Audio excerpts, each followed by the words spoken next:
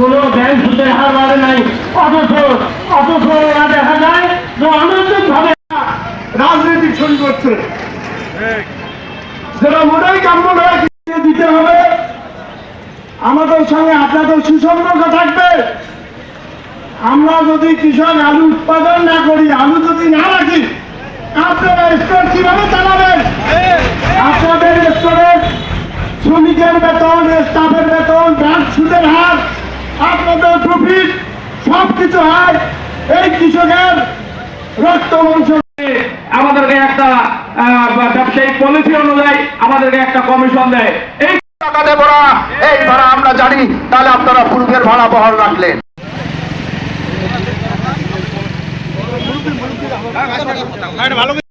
কিন্তু এই বছর আমরা সাধারণ চাষিরা, এই স্টোর মালিক এবং আমাদের জন্য আপনারা আসবেন না? আমরা সবাই ইনশাআল্লাহ কালকে 11টা